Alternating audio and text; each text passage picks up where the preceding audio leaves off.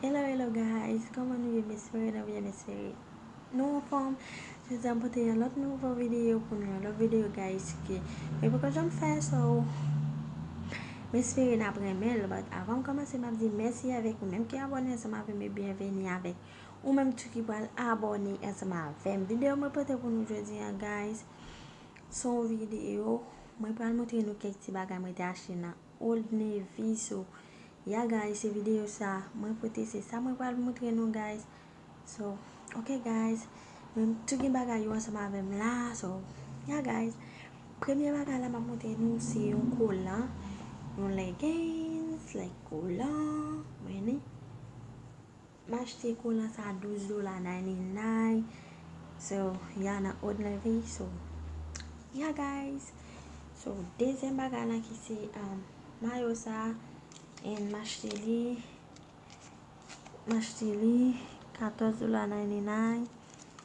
And yeah, so si ti mayo sa anko, so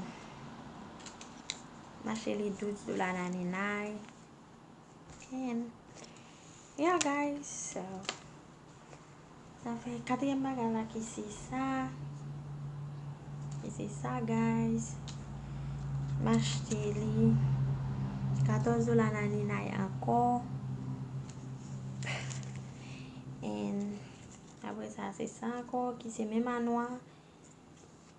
M'achete li, let me check the price, $14.99 anko guys. So yep. And gen pantalon sa,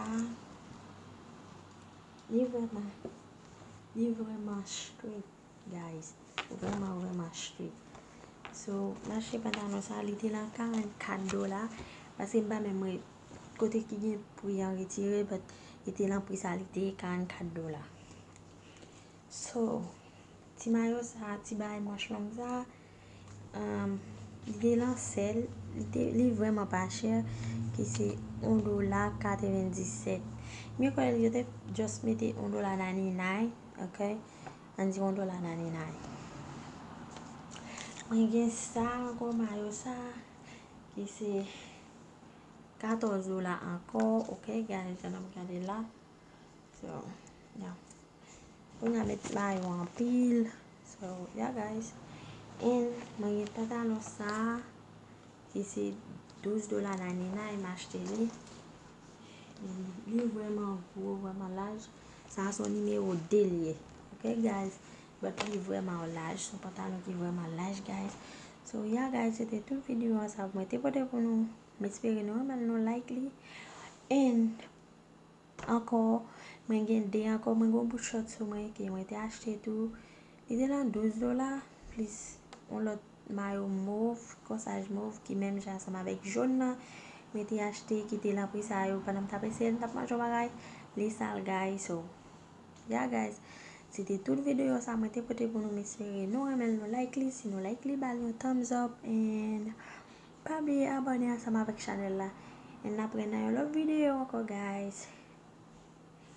Bye.